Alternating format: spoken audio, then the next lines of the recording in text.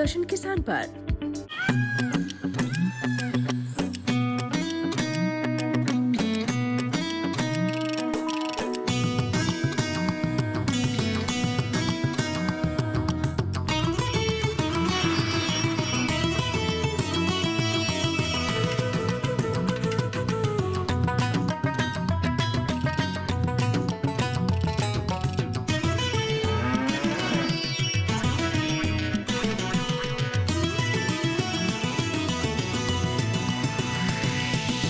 DD किसान, बदलते भारत की शान। टैक्स टाइमली ये तना छेदक और पत्ता लपेटक को जड़ से मिटाए, कम मात्रा में भी लंबे समय तक। डेढ़ाट और सफेद बालियों पर दे बेहतरीन नियंत्रण। ट्रॉपिकल एग्रो का 3 सक्रिय तत्वों वाला टैक्स टाइमली, धान सुरक्षित, आप निश्चिंत। डीडी किसान, बदलते भारत की शान।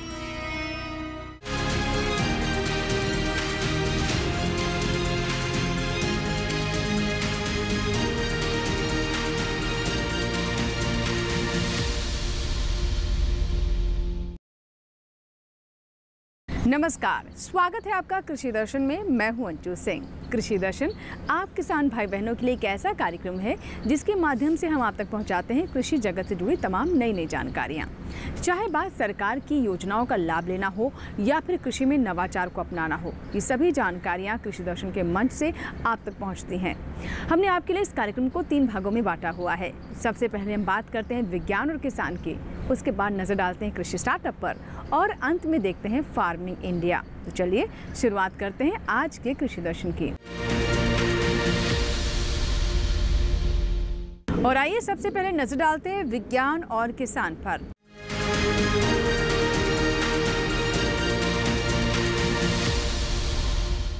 देश के विभिन्न हिस्सों में इस वक्त बरसात हो रही है। ये बारिश जहां खेती के लिए वरदान है, वहीं दूसरी तरफ पशुपालकों को विशेष सावधानी बरतने की आवश्यकता होती है, क्योंकि इस मौसम में संक्रमण काफ़ी तेज़ी से बढ़ता है। इसीलिए चाहे बात हो पशुओं के आवास की, उनके आहार की या फिर उनके स्वास्थ्य की, इन सभी बिंदुओं पर खास ध्यान देने की ज़रूरत होती है। तो आइए जानते हैं कि कैसे रखें आप अपने पशुओं का ख्याल ताकि वो स्वस्थ रहें।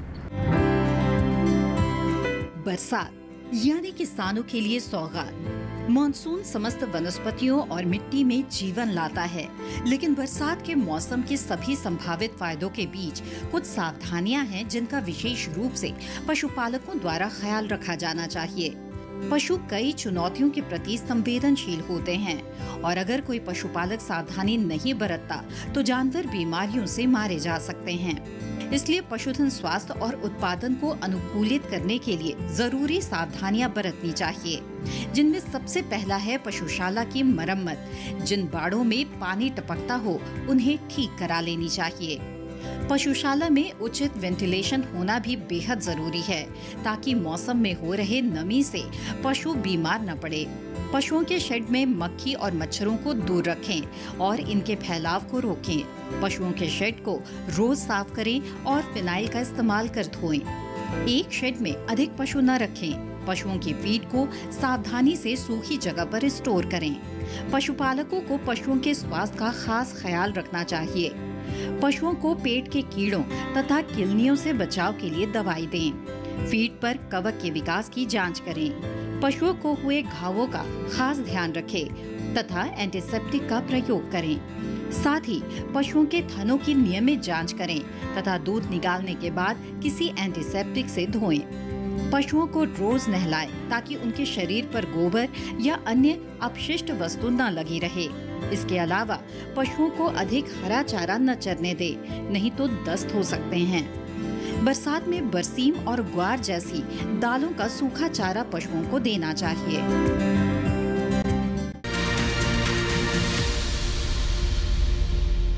इसी के साथ ही कृषि दर्शन में यहाँ वक्त हुआ एक छोटे से ब्रेक का, लेकिन ब्रेक के बाद जब वापस आएंगे तो बात करें कृषि स्टार्टअप की। कहीं मत जाइएगा, देखते रहें कृषि दर्शन।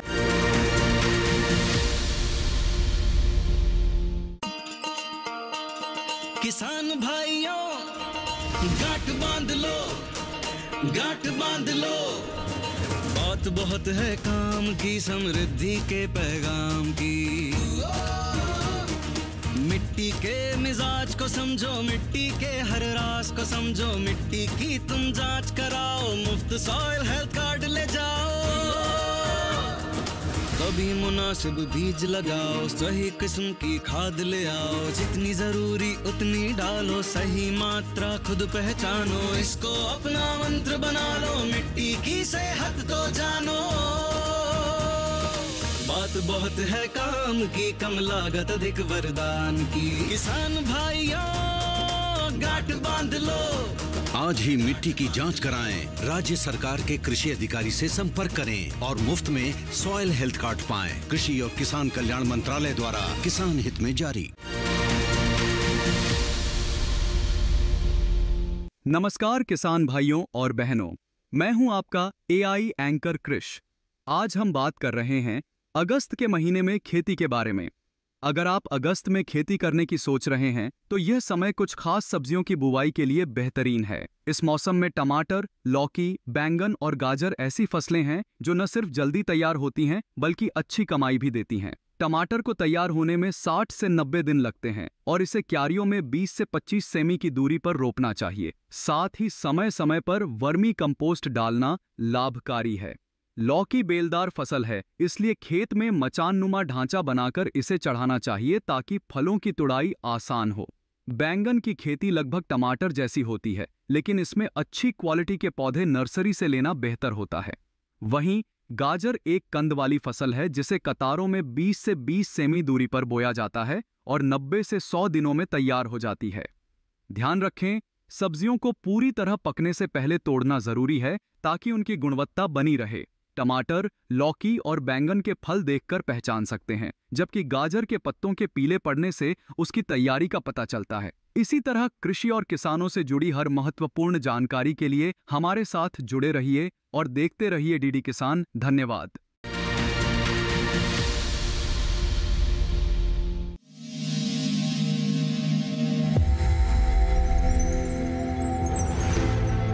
आत्मनिर्भर किसान भारत की शान। उत्पादन में आत्मनिर्भर होने के साथ साथ फसल की कटाई के उपरांत उपज की हानि को रोकने, ग्रामीण क्षेत्रों में रोजगार सृजन करने और बीज से बाजार तक के विजन को मजबूती देने के उद्देश्य से 1 वर्ष पूर्व माननीय प्रधानमंत्री श्री नरेंद्र मोदी जी ने एक महत्वाकांक्षी केंद्रीय योजना एग्रीकल्चर इंफ्रास्ट्रक्चर फंड की शुरुआत की। इस आधुनिक इंफ्रास्ट्रक्चर से कृषि आधारित उद्योग लगाने में एक बहुत बड़ा बदलाव आएगा और बहुत बड़ी गति आएगी। साथियों, अब हम उस स्थिति की तरफ बढ़ रहे हैं जहां गांव के कृषि उद्योगों से फूड आधारित उत्पाद शहर जाएंगे और यही तो आत्मनिर्भर भारत अभियान का संकल्प है। एग्रीकल्चर इंफ्रास्ट्रक्चर फंड से पात्र लाभार्थी गोदामों का निर्माण कर सकते हैं, छटाई या ग्रेडिंग इकाई, पैकिंग हाउस, सप्लाई चेन और कोल्ड चेन जैसी सुविधाएं या फिर प्राथमिक कृषि प्रसंस्करण केंद्र की स्थापना कर सकते हैं। इस योजना के तहत पात्र लाभार्थियों को 2 करोड़ रुपए तक के ऋण पर अधिकतम 7 वर्ष के लिए ब्याज में 3% तक की छूट दी जा रही है। ऋण पुनर्भुगतान के लिए 6 महीने से 2 वर्ष तक मोरेटोरियम की सुविधा भी उपलब्ध है। इस योजना ने अब तक सफलता की कई मिसालें कायम की हैं, जैसे कि मध्य प्रदेश के लाभार्थी श्री विपिन त्रिपाठी ने एग्रीकल्चर वेस्ट से बायोफ्यूल बनाने का इनोवेटिव प्राइमरी प्रोसेसिंग सेंटर लगाया है। लोन मिलने की वजह से हम समय पर सारी मशीनों का प्रोक्योरमेंट और सारा सिविल वर्क टाइम पे करवा पाए, जिससे ये प्रोजेक्ट को लगाना संभव हो पाया। राजस्थान के लाभार्थी श्री यशवर्धन मुंद्रा ने सॉर्टिंग एंड ग्रेडिंग यूनिट लगाकर रोजगार के अवसर पैदा किए हैं। कर्नाटक की महिला उद्यमी श्रीमती ममता वी ने प्राइमरी प्रोसेसिंग सेंटर लगाकर प्रगति की नई राह चुनी है। ಸಣ್ಣ ಪುಟ್ಟ ಉದ್ಯಮಿಗಳನ್ನ ಮತ್ತಷ್ಟು ಅಗ್ರಿಕಲ್ಚರಲ್ಲಿ ಹೆಚ್ಚು ನಾವು ಇನ್ನಷ್ಟು ಸಾಧನೆ ಮಾಡಲಿಕ್ಕೆ ಕಾರಣಕಾರಕವಾದಂತ ಈ ಅಗ್ರಿಕಲ್ಚರಲ್ ಇನ್ಫ್ರಾಸ್ಟ್ರಕ್ಚರ್ ಫಂಡ್ ಇಂದ ನಮ್ಮ ಇನ್ನಷ್ಟು ಯೋಜನೆಗಳು ಆಯೋಜನೆಗಳು ಉತ್ತಮಗೊಂಡಿದೆ। राजस्थान के लाभार्थी श्री दिनेश भट्टर ने जीरे की प्रोसेसिंग यूनिट लगाकर आसपास के ग्रामीणों को आत्मनिर्भरता प्रदान की है। महाराष्ट्र के लाभार्थी श्री अनूप कुमार मोहता ने वेयर हाउस बनाकर अन्न भंडारण को सुनिश्चित किया है। आज देश के कोने कोने से किसान, कृषि उद्यमी किसान उत्पादक संघ, प्राथमिक कृषि सहकारी समितियां, स्वयं सहायता समूह और कृषि उपज मंडियां इस योजना का लाभ उठा रहे हैं।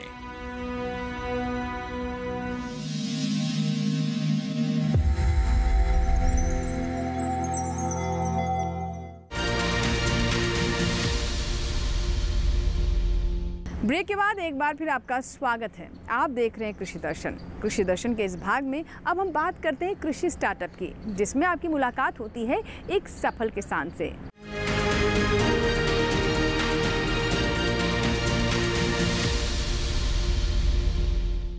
कृषि स्टार्टअप कृषि दर्शन का एक ऐसा सेगमेंट है जिसमें हम बात करते हैं उन किसानों की, उन प्रतिभाओं की जिन्होंने अपने बल पर अपनी पहचान स्थापित की है। उन्होंने अपने लिए तो नए अवसर पैदा किए ही हैं, साथ ही अन्य किसानों के लिए भी प्रेरणा साबित हो रहे हैं, उनके लिए भी एक मार्गदर्शक बन रहे हैं। तो आइए मुलाकात करवाते हैं एक ऐसे ही किसान से।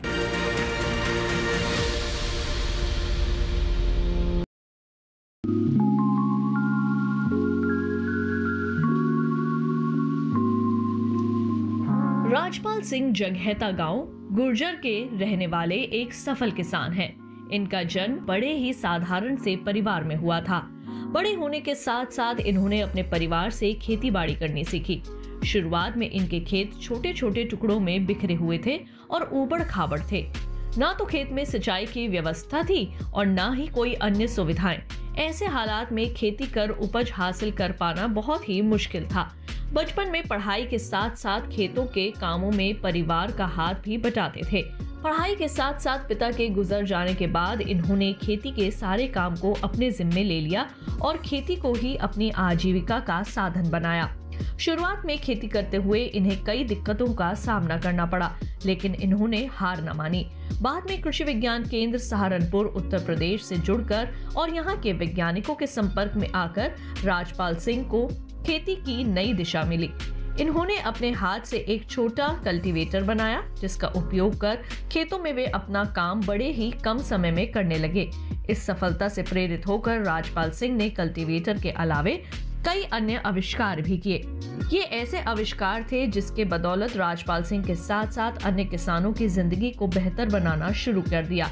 इन्होंने अपनी कामयाबी का श्रेय कृषि विज्ञान केंद्र, भारतीय कृषि अनुसंधान परिषद को दिया। इन संस्थानों से मिली तकनीकी जानकारियों के माध्यम से इन्होंने अपनी खेती को नई राह दी।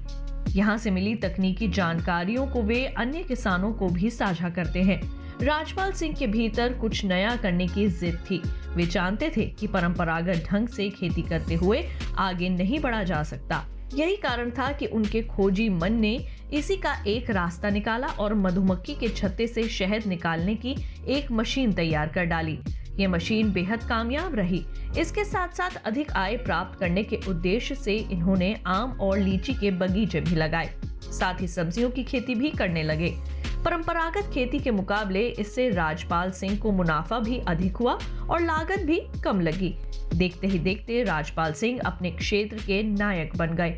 गांव के अन्य किसान खेती से जुड़ी अपनी सभी समस्याओं का समाधान निकालने राजपाल सिंह के पास ही आने लगे। राजपाल सिंह अपने गांव और आसपास के किसानों को नई तकनीकों के साथ खेती करने के लिए प्रेरित करते थे। साथ ही किसानों की उपज को बाजार में बेचकर लाभ अर्जित करने के लिए भी जागरूक करते थे।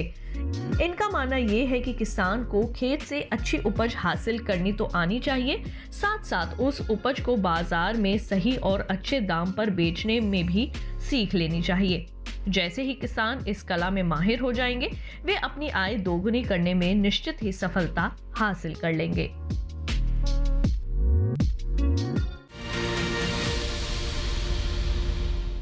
तो ये था हमारा आज का कृषि स्टार्टअप। इसी के साथ ही वक्त हुआ एक छोटे से ब्रेक का, लेकिन ब्रेक के बाद भी कृषि दर्शन जारी रहेगा। कहीं मत जाइएगा, देखते रहें कृषि दर्शन।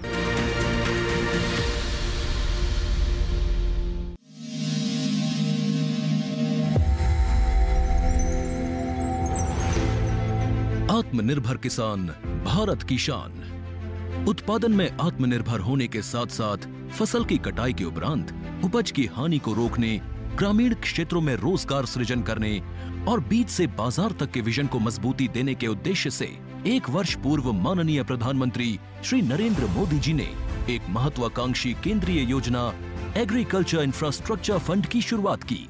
इस आधुनिक इंफ्रास्ट्रक्चर से कृषि आधारित उद्योग लगाने में एक बहुत बड़ा बदलाव आएगा और बहुत बड़ी गति आएगी। साथियों, अब हम उस स्थिति की तरफ बढ़ रहे हैं जहां गांव के कृषि उद्योगों से फूड आधारित उत्पाद शहर जाएंगे और यही तो आत्मनिर्भर भारत अभियान का संकल्प है। एग्रीकल्चर इंफ्रास्ट्रक्चर फंड से पात्र लाभार्थी गोदामों का निर्माण कर सकते हैं। छटाई या ग्रेडिंग इकाई, पैकिंग हाउस, सप्लाई चेन और कोल्ड चेन जैसी सुविधाएं या फिर प्राथमिक कृषि प्रसंस्करण केंद्र की स्थापना कर सकते हैं। इस योजना के तहत पात्र लाभार्थियों को 2 करोड़ रुपए तक के ऋण पर अधिकतम 7 वर्ष के लिए ब्याज में 3% तक की छूट दी जा रही है। ऋण पुनर्भुगतान के लिए 6 महीने से 2 वर्ष तक मोरेटोरियम की सुविधा भी उपलब्ध है।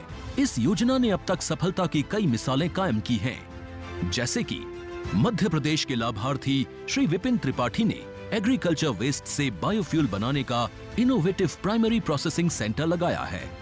लोन मिलने की वजह से हम समय पर सारी मशीनों का प्रोक्योरमेंट और सारा सिविल वर्क टाइम पे करवा पाए, जिससे ये प्रोजेक्ट को लगाना संभव हो पाया।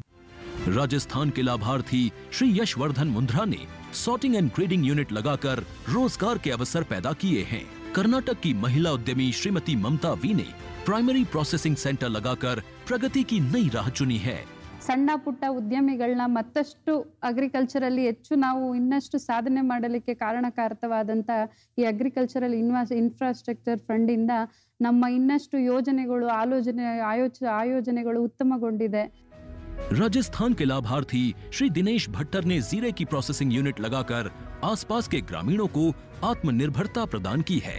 महाराष्ट्र के लाभार्थी श्री अनूप कुमार मोहता ने वेयर हाउस बनाकर अन्न भंडारण को सुनिश्चित किया है।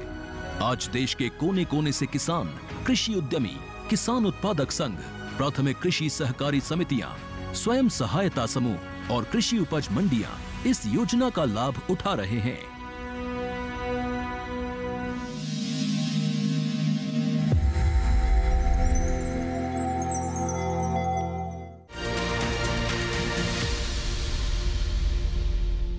नमस्कार किसान भाइयों और बहनों, मैं हूं आपका एआई एंकर कृष। आज हम बात कर रहे हैं बीटी कपास के बारे में।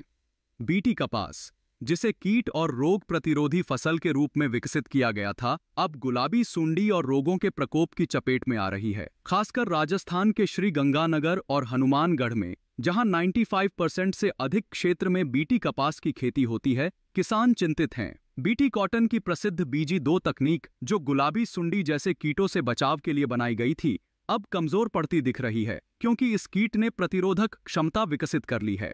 परिणाम स्वरूप किसानों को कीटनाशकों पर अधिक खर्च करना पड़ रहा है, विशेषकर पछेती फसल में, जहां पिछले साल 20 से 90% तक नुकसान दर्ज हुआ था। विशेषज्ञ सलाह देते हैं कि समय रहते कीट की पहचान के लिए खेतों में फेरोमोन ट्रैप लगाएं और आर्थिक हानि के स्तर पर पहुंचने से पहले उचित कीटनाशकों का प्रयोग करें। नीम के तेल या इमामेक्टिन बेंजोएट जैसे कीटनाशक समय पर छिड़कने से गुलाबी सुंडी के प्रकोप को नियंत्रित किया जा सकता है। इसी तरह कृषि और किसानों से जुड़ी हर महत्वपूर्ण जानकारी के लिए हमारे साथ जुड़े रहिए और देखते रहिए DD किसान। धन्यवाद।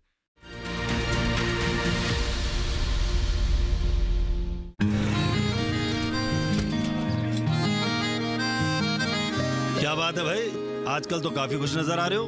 क्यों ना हो, अब मैं ऑर्गेनिक खेती जो कर रहा हूँ ये पूरा प्राकृतिक है, ऑर्गेनिक है। इसमें हमारे खेत, हमारी फसल और हमारी जेब सब फायदे में होते हैं और इसमें लागत भी कम है।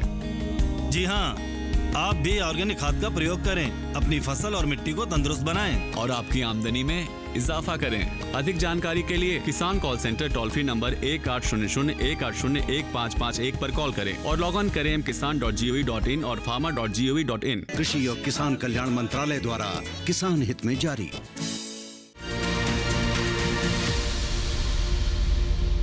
ब्रेक के बाद एक बार फिर आपका स्वागत है। आप देख रहे हैं कृषि दर्शन।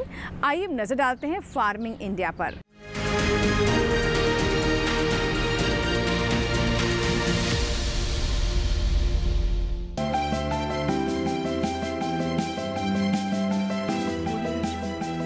मिट्टी की कमजोर सेहत का असर फसलों की पैदावार और गुणवत्ता दोनों पर पड़ रहा है। साथ ही फसल लागत भी बढ़ती जा रही है। इसी समस्या के समाधान के लिए केंद्र सरकार ने 2015 में सॉइल हेल्थ कार्ड यानी मृदा स्वास्थ्य कार्ड योजना शुरू की थी।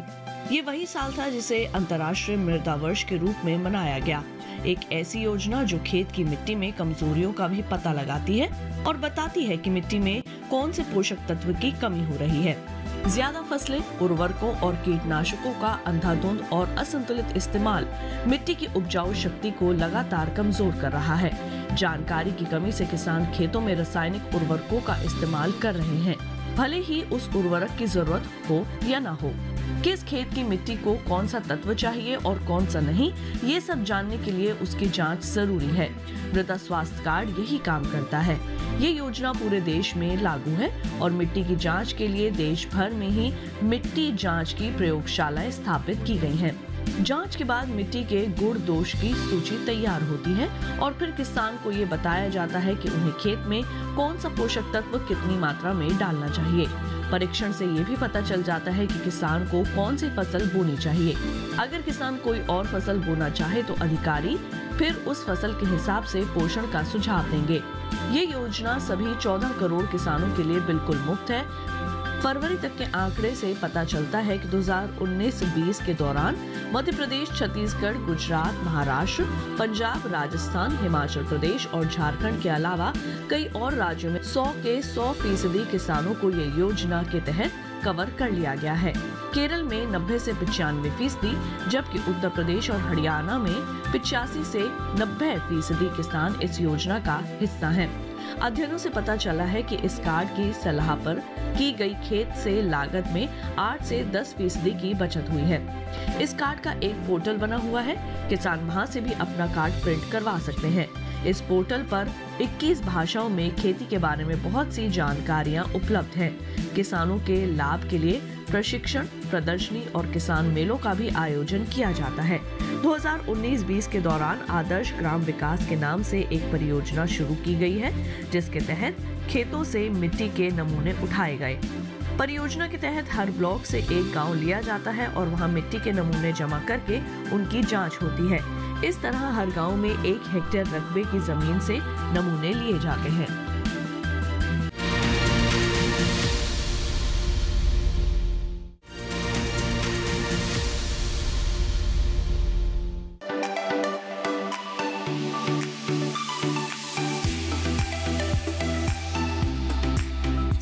फरवरी 2019 में प्रधानमंत्री किसान ऊर्जा सुरक्षा एवं उत्थान महाअभियान पीएम कुसुम योजना शुरू करने की मंजूरी दी थी। इस योजना का मकसद सौर ऊर्जा क्षमता विकसित करने में किसानों की मदद करना है। इससे किसानों को आय बढ़ने के साथ ही खेती के लिए पानी की जरूरत पूरी होगी। इसके जरिए वर्ष 2022 तक 30.8 गीगावाट बिजली उत्पादन का लक्ष्य रखा गया है। इस योजना के तहत किसानों को सब्सिडी पर सोलर पैनल मिलते हैं, जिससे वे बिजली बना सकते हैं।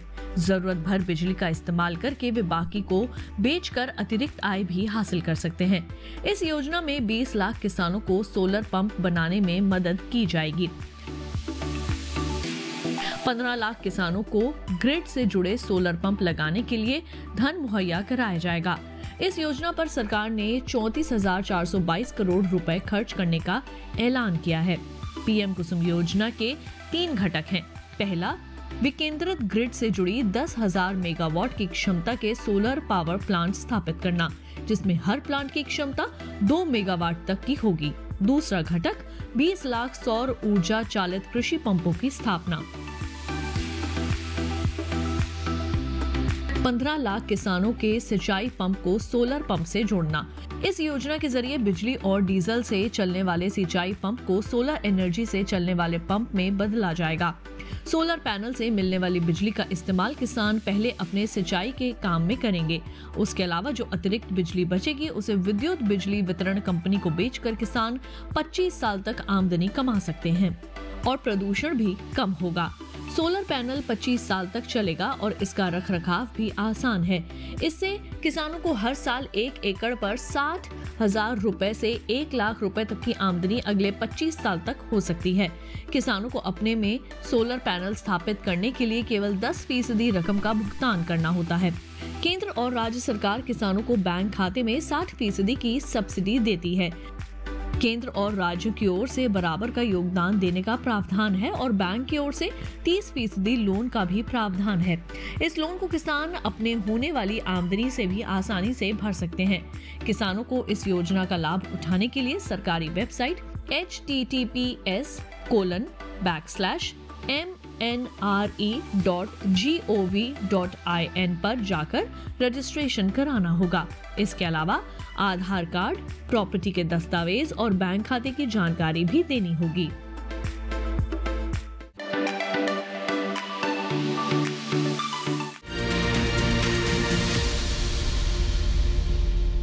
तो ये था हमारा आज का कृषि दर्शन। हमें पूरी उम्मीद है कि आज के कार्यक्रम में जो जानकारियां हमने आप तक पहुंचाई हैं उससे हमारे किसानों को उचित लाभ होगा। अगर आपके कोई सुझाव है, कोई सवाल है तो आप हमें ईमेल कर सकते हैं, पत्र भी लिख सकते हैं। हमारा ईमेल आईडी है krishidarshan@gmail.com। पत्र लिखने के लिए हमारा पता नोट कर ले। हमारा पता है कृषि दर्शन, कमरा number 59A, CPC, Doordarshan, Khelgaon, नई दिल्ली 110049।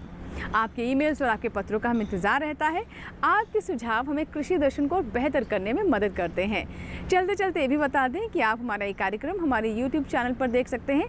इसके लिए टेलीविज़न स्क्रीन पर दिखाए जा रहे इस QR कोड को स्कैन करें और YouTube पर भी देखें कृषि दर्शन। कृषि दर्शन के अगले अंक में कुछ और ऐसे ही महत्वपूर्ण जानकारियों के साथ फिर होगी आपसे मुलाकात। तब तक के लिए नमस्कार। आप बने रहे दूरदर्शन किसान के साथ।